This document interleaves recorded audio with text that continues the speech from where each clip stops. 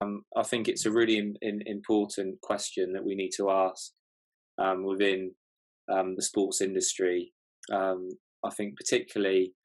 we need to break it down because quite often it's conflated. People use it to mean the same thing when in fact, you know,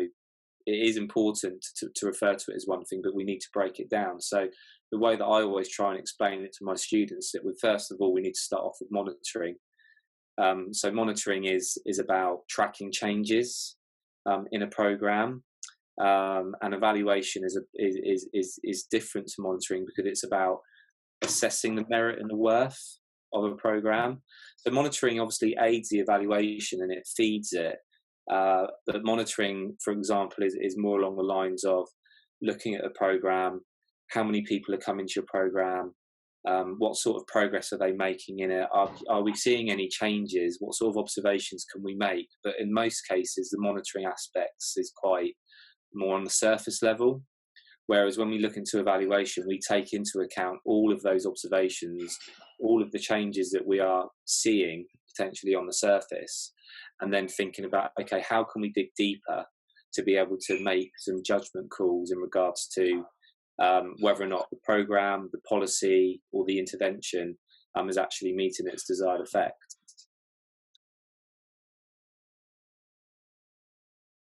I think it's important for sports organisations, for sports students and practitioners within these organisations to understand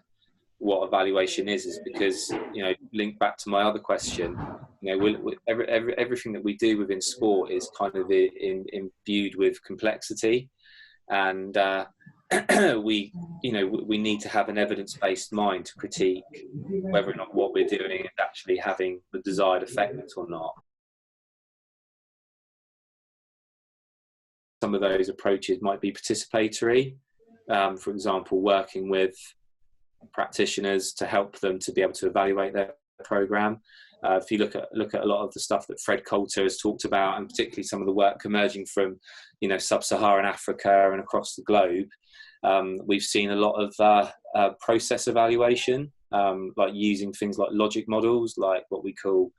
theories of action, or part of the theory of change community, really, where you look at the inputs of a program, you look at the activities, you look at the intermediate outcomes, you look at the overall impacts, and look at, you know, what is it about an intervention that gets us to understand those impacts. So those are probably kind of like the main methods that are being kind of like mobilized at the moment. However, there's lots of new innovations in the field moving forward within particularly theory of change, and that's where particularly things like realist evaluation have